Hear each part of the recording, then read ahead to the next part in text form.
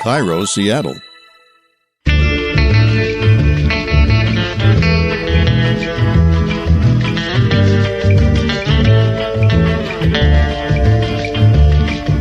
I'm Rachel Bell, and this is Your Last Meal, a show about famous people and the stories behind the foods they love most.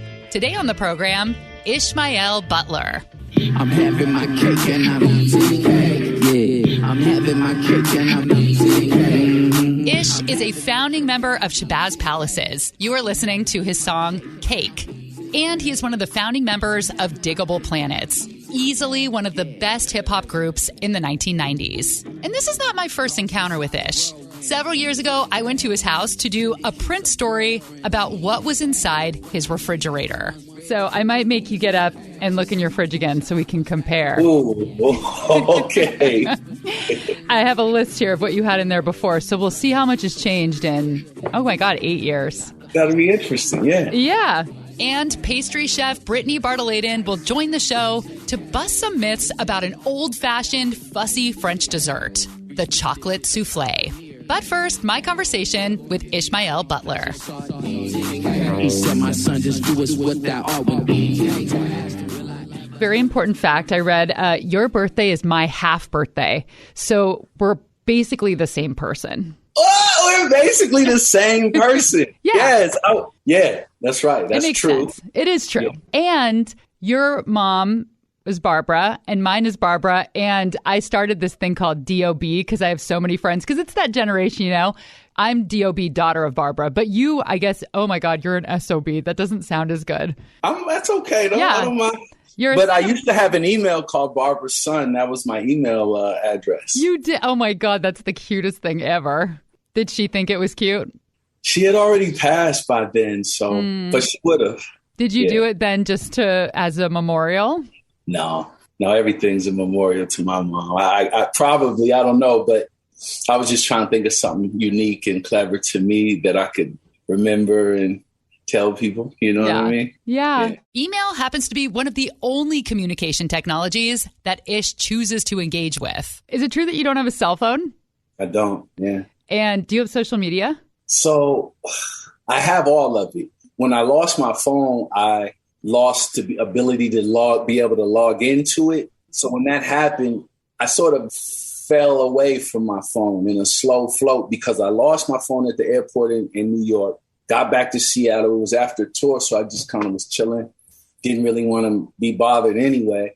And I haven't gotten a phone since. So it's been about a year and a half now. Wow. Yeah, so I basically communicate on my computer. Mm-hmm. You know, I can receive calls and obviously communicate through text and email and stuff. And that's been pretty good. I've been on a couple of tours without a phone. I was just in Lisbon. I didn't have a phone, and it's kind of a complicated city to get around. So I had to use my memory and a lot of landmarking and stuff like that. But for the most part, it's been smooth sailing without the phone. Wow. How does it feel? Do you like it? Yeah, I love it. Much better. I've even had people that don't even believe me. They think like I'm trying to like avoid them or something like that. You know, like, yeah, right. Okay, whatever. I interviewed Ralph Nader a couple years ago, and he has never had an email. He's never had a computer. He's never had a cell phone. The man has run for president multiple times, never had an email. I think it's so interesting. Well, it just highlights the fact that these things are cool, you know, and they can be functional, but they're not necessary. You know what I mean? Like, and a cat like Ralph Nader, he lived more years without it than with it. So he's the whole, oh, you need it to do this, and that. He's just like, no, you don't. You know what I mean?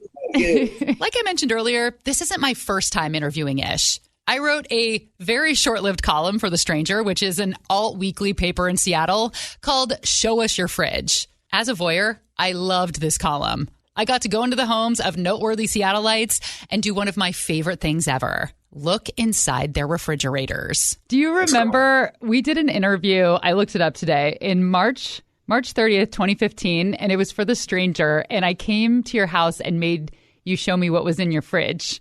Of course. Do you remember that? Yeah, of course. Yeah. I'm going to read you what was in your fridge on March 30th, and then if you don't mind getting up and doing like a little bit of a check on what's in there now. So you had kombucha, walnuts, yogurt, you had a half a lemon, a whole coconut, coconut chocolate, coconut butter, a lot of coconuts, and veganese.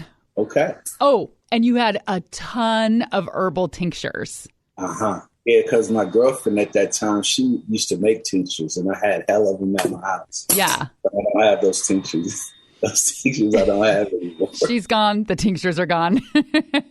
Oh, and then you had a lot of nettle. You had nettle in the fridge. You had frozen nettle pesto, and then you had a tincture of nettle that you took on the spot. Yes, that was also... Yeah, I don't have that stuff anymore. However, I do have most of the stuff that you just named is in there now. Anything else in there? Anything new you must report? Let's see. Okay. Here we go. Well, you said walnuts, right? Yeah. Got some walnuts. Actually, I'm cooking now. Ooh, what are you making? I'm making some black beans. I just had some walnuts. There's kombucha. I made hibiscus tea. One thing that wasn't in there that's in there now is I eat a lot of pickles. Got your yogurt, got your homemade peanut sauce. Ooh. There's still booch. I got a lot of tea in there, grapes. I'm on an arugula kick of late. Got some hummus from Aviv, one of my favorite spots. Dude. And a lot of liquids. There's that veganese again. You already know. Yogurt in there, dates. You know, I'm still the same guy pretty much, you know? How do you make hibiscus tea? So there's a Jamaican recipe. They call it sorrel. Yes, so it's hibiscus tea. You get hibiscus flowers, and then you boil it with cinnamon, nutmeg, clove, and allspice, ginger. You boil it up for hella, let the water get soaked in, and then you strain all that stuff out. Put a little sweetener in there. I use honey, chill it. Go to town. It's so pretty. It's fuchsia. Yeah, it is beautiful.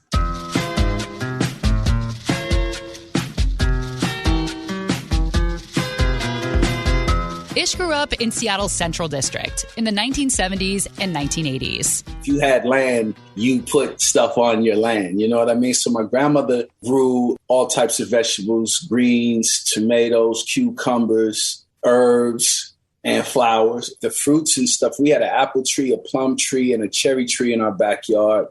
In Seattle at that time, too, everywhere you went was wild blackberries. It's kind of like that now, but it was even more back then. So there was a lot of blackberry preserves, blackberry cornbread, blackberry jam, blackberries in your oatmeal. You know, I think that's how everybody ate, was a combination of what you had growing in your yard and what you could afford to get from the store. But my next door neighbors, the Whitfields, I think they were from Arkansas. They had a full, like, rural farm situation going on. Chickens. That was just a normal thing, waking up to chickens and stuff like that. You know what I mean? The Central District is right in the middle of the city. So it was pretty cool and very interesting to hear that people were doing small-scale farming in this super urban neighborhood just a handful of decades ago. You are a super healthy eater. Do you think that comes from eating a lot of fresh vegetables and fruit when you were a kid?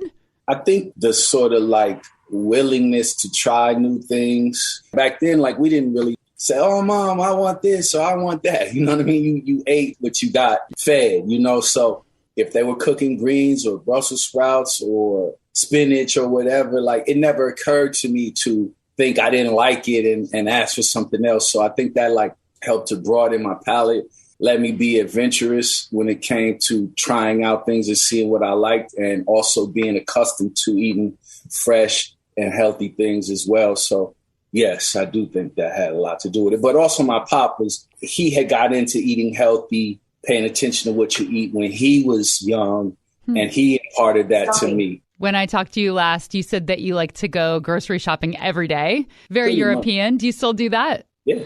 I like this romanticized idea of you shopping every day on, like, your bicycle and you have your little baguette sticking out. That has happened. Like, I do have a bicycle and I do sometimes get a baguette and I have put it in my backpack and it's sticking up. So, man, that might come true one day. You might see me tooling around like that. Then I'm going to have to keep a beret in my car at all times. And if I see you, I'm going to throw it out the window like a Frisbee and it's going to land perfectly on the top of your head. We're going to take a quick break, but when we come back, Ishmael loves music and food, and it all comes together in the Shabazz Palace song called Chocolate Soufflé.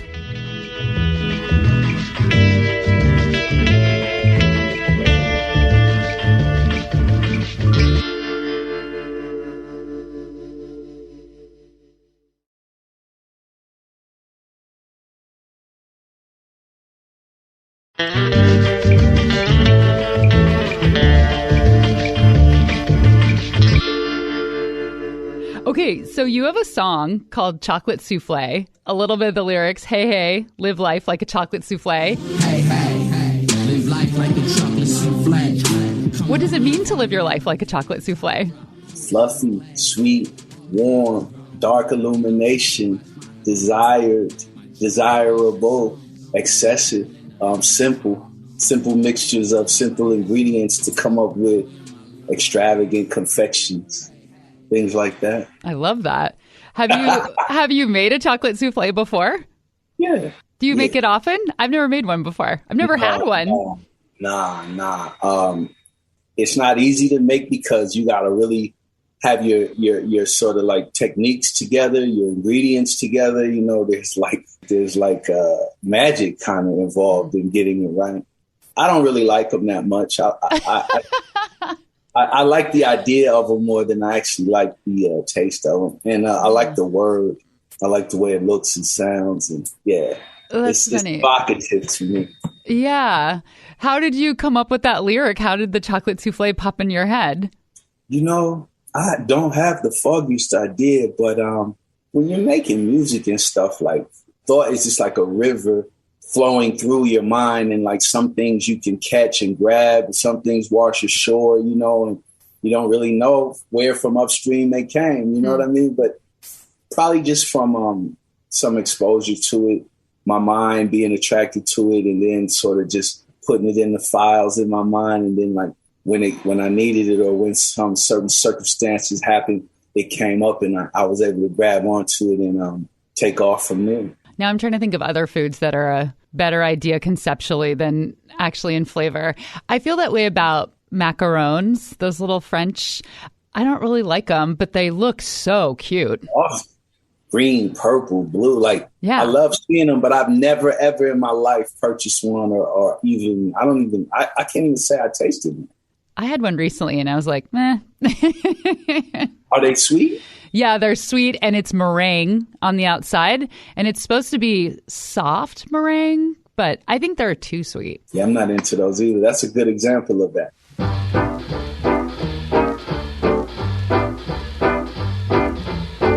Chocolate soufflé. It's the kind of elegant, old-school dessert you definitely know about, but rarely see on a menu these days. As a kid, I remember seeing soufflés in movies or on TV, and even then getting the impression that making one was a huge culinary feat. When I hear a soufflé, the only thing I think about is, be careful, don't let it fall, don't slam the oven door. What's the story with that? Yeah, whisper, I've got a soufflé in the oven. That's pastry chef Brittany Bartolabin. Her last name is very fun to say. Brittany is head pastry chef at Hot Cakes, a molten chocolate cakery in Seattle that does these delicious, gooey, modern takes on the lava cake. You might remember Brittany from an episode a few years back with comedian Guy Branum. She came on to teach us the difference between cobblers, crisps, buckles, slumps, and grunts. I love Brittany, and I'm super excited to welcome her back to the show. All right, so back to chocolate soufflés and how they are treated like fragile women in old black and white movies. There's this belief that they will faint and collapse if even slightly rattled. It's based in truth, but it's been spun wildly out of control and gives people anxiety when I'm not going to say they're easy, but they're also surprisingly not all that hard. The whole don't move when it's in the oven, that's all based in the egg whites. People are afraid of the souffle falling while it's in the oven. The nature of souffle is that it's going to fall. It's supposed to fall when it comes out of the oven. But I think the fear is that while it's rising in the oven, any sort of jostling movement or anything near the oven, people are afraid it's going to collapse. I've personally never seen that happen.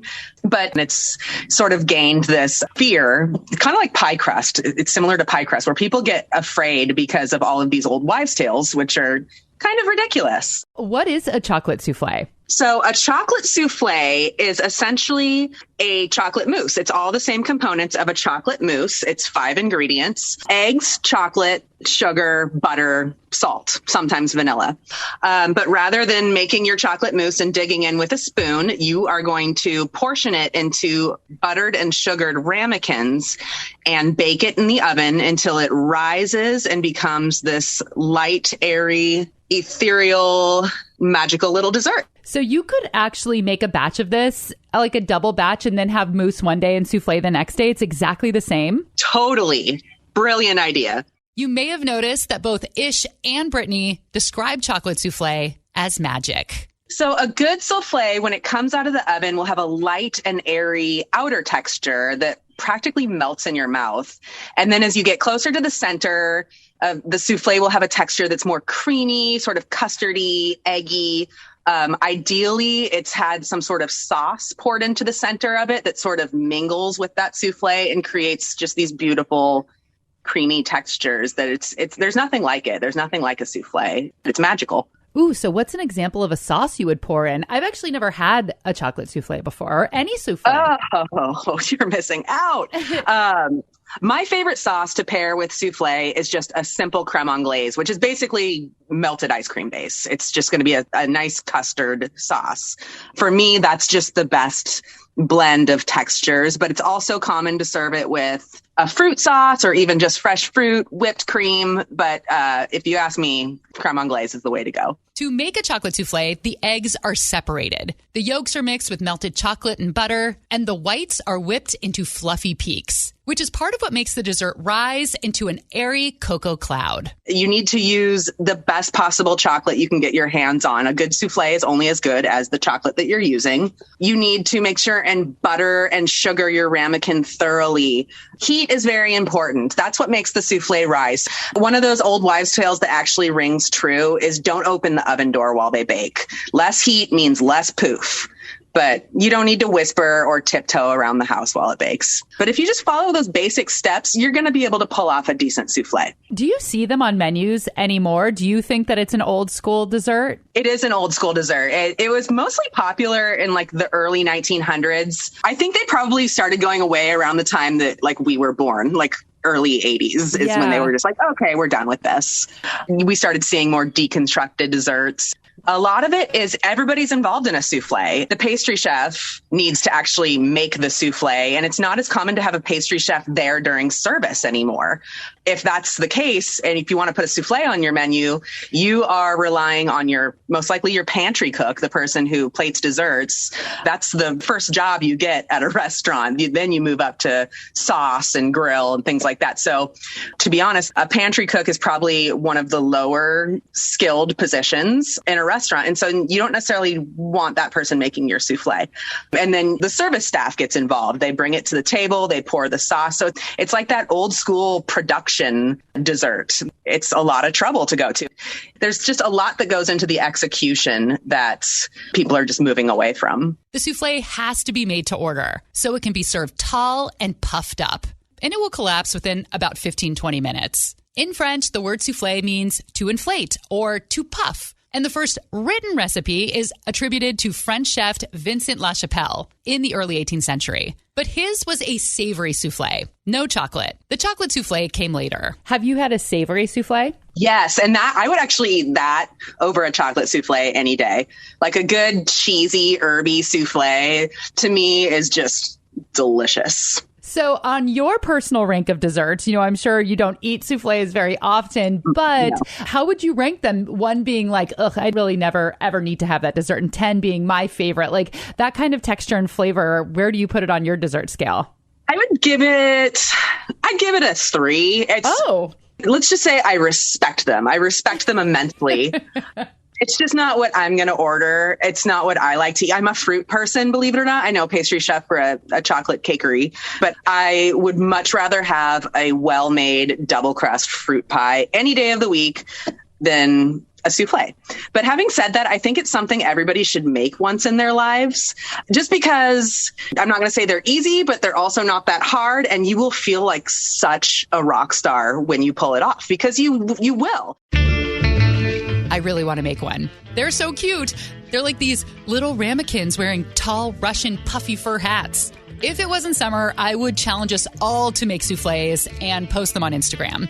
But we're going to wait until it gets cooler, when it's more sane to turn our ovens on again. But keep an eye on my Instagram stories, because I will challenge you to a souffle off. When the leaves start to change and the clock strikes midnight on Pumpkin Spice Latte Eve, there will be souffles. Follow me on Instagram. Hello, Rachel Bell. All right, you've waited long enough.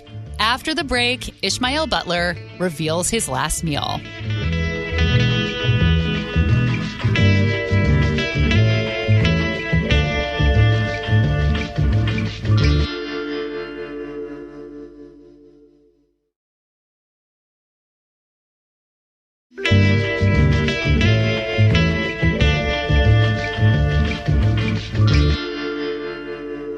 Okay, let's get to the big question. What would your last meal be? Ooh, are there any like stipulations? Is there any amount of stuff? Like you just get to eat as much as you can eat and then you're out of here? It's an all-you-can-eat Sizzler buffet, whatever you want. I would have to go with a slow roasted chicken, some spinach, some potatoes that had been boiled and then baked or fried so they were like crispy, some rice, and some honey June kombucha, some ice cold water. What kind of kombucha? Honey June. Some kombuchas they make with sugar. Some they make with honey. And I think a nice pour of Hennessy with how I finish it all off. Like a nice shot. Yeah, that would be it. What's the significance of that meal? You know, those are the things that I've made for myself and for my family that my family really likes. But it all started from something that I really like to make. And it's kind of like my favorite thing. And I learned all that stuff from my mother, my father, and my two grandmothers. So talk about slow roasting a chicken. Does it still get crispy? How do you do it? So the way I like to do it is I like to do it in a cast iron pan. So I put a little oil on the pan. I like to use like thighs, put it on like 225, salt and pepper, onions, garlic, a lot of them in there, and just let it roast over the course of the day. I might put it in the morning, come back, and it's pretty much done. Slow cooked all the way through down to the bone to where it's kind of falling off. And then I'll broil it fast to get the crispiness how I like it. So what temperature are you doing it at if it's sitting in there all day? Anywhere from 200 to 225. Who taught you that? That's my grandma, Emily, who I grew up with here in Seattle.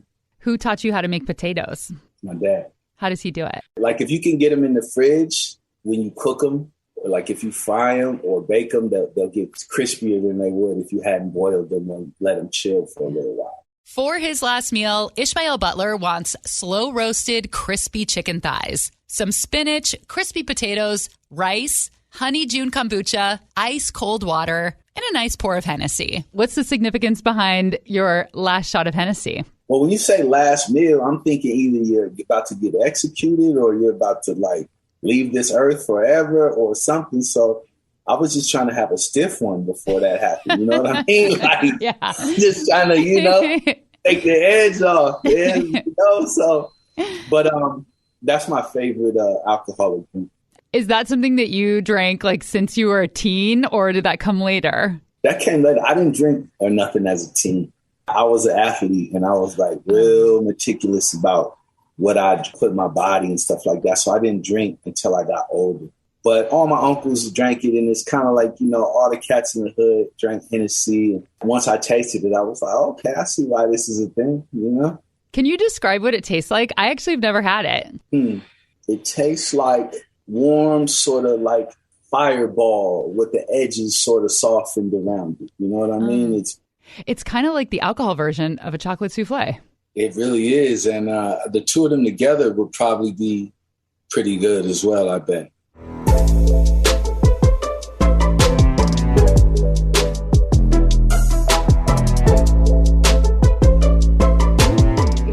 Garfield High School in Seattle, which just has this amazing list of well-known people who went there. I mean, of course, Jimi Hendrix and Quincy Jones, Bruce Lee, Macklemore, more recently, Lindy West. And Macklemore didn't go to Garfield, man. Somebody got to prove that to me, man. Everybody thought he was talking about he went to Garfield. That's my man, but I don't know, man. I need to see a picture of him in the hallway in the activity center at CAYA something before. No, I'm just playing.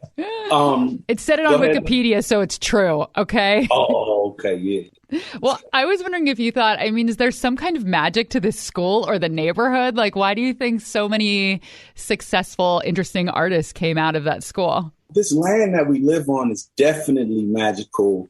You can look at the nature and all of the different types of topography and all of the different kind of weather systems and stuff that are here. And not to mention, obviously, the people that were here from the inception of this place. So it's definitely magical. But like I said, the Central District definitely was a fertile, magical place. A lot of the people that came this far up into the world were adventurers and explorers and like people that were curious and, you know, people that were willing to go to a place sight unseen and settle down there. That's, I think, what cultivated the soil and the environment and the social atmosphere that made for such cool people to have been from here and from specifically the Central District and Garfield and all that kind of stuff. Before I let you go, I'm going to do a little quick food speed round with you. Since your half birthday is my birthday, okay, what is your perfect birthday cake? Oh, coconut. Coconut? More coconut. Yeah. I'm a cocoa nut. I can't help it. You're a cocoa nut. I'm a coconut nut. Yeah. Coconut cake. Yeah, I like a moist cake. You know, I like layers, icing, softness, coconut cake with some coconut flakes on it too. I also like a red velvet cake, too. I ain't gonna lie. What's your favorite thing to get as a treat at the movie theater? You know, I'm not really a concession stand guy at the movies, but I would have to say I got to take it back to when I was a kid. And my favorite thing to get at the movies back then was a Reese's Peanut Butter Cup. I ate enough of them when I was a kid to last me a couple of lifetimes. I feel like now, because you're so healthy, you just stuff your pockets with like carrots and celery, and then you go in the movie theater and pull them out. I have taken almond butters and apple slices in the movie theater. You have? Do you remember when you first started touring or first started getting recognized, like the first fancy meal that you went out for, whether it was on your own or like taken out by record executives? That's a good question. I remember one time, you know, Thai food really wasn't that prevalent when I was growing up. Mm. And then I moved to New York and I hadn't had it yet. And then they took us out to a Thai restaurant in New York and I had never had it before. And it's become one of my favorite kinds of food. So that I remember thinking to myself, like, man, what is this? You know what I mean? Like, yeah, this is amazing. So that and also there was a Japanese restaurant they took us to in LA that was on La Brea. It was like a big deal to get in there and get a table and stuff like that. I forget the name of it, but I'm allergic to fish, so I couldn't really eat that much in there. But they ended up making me some sushi that had tempura vegetables in it and green onions. And I had never had sushi before, and that rocked my world too. Nice. And I also drank sake for the first time. And that was Ishmael Butler's last meal.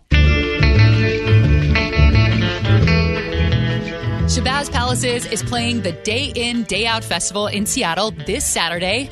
You can find a link to tickets in the show notes. Oh, and past Your Last Meal guest, Michelle Zahner of Japanese Breakfast, also performs at Day In, Day Out. She's going to be there on Sunday. Big thanks to Brittany Bartolabin, head pastry chef at Hotcakes in Seattle. Get the chocolate cake, but also make sure to try their s'mores cookie. They make them with house-smoked chocolate chips. If you were going to make dessert at home tonight just for your family, what would you pick? I'm literally making dessert at home this weekend for my family. And I'm like, should I do a blackberry cobbler or a Texas cheat cake? So I'm very down home. And also I'm feeding my parents and they don't want to be impressed. They just want a well-made, simple, delicious dessert. Your Last Meal is produced by me and Laura Scott.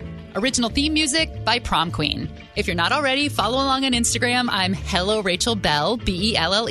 I just got home from a 2-week camper van road trip through Southwest Colorado. We went over to Arches in Utah, Crater Lake in Southern Oregon, and I took a big, refreshing social media break. But I do want to post some of the fun cooking that we did in the van during the trip, so stay tuned for that. And if you like the show, rate and review us on Apple Podcasts or Spotify, or share an episode with a friend or a frenemy. I'm Rachel Bell, and this is Your Last Meal.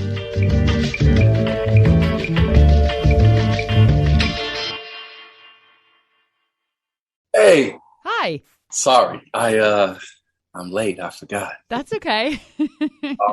Good. Let me put a shirt on. Okay. Okay. Are we doing it on camera?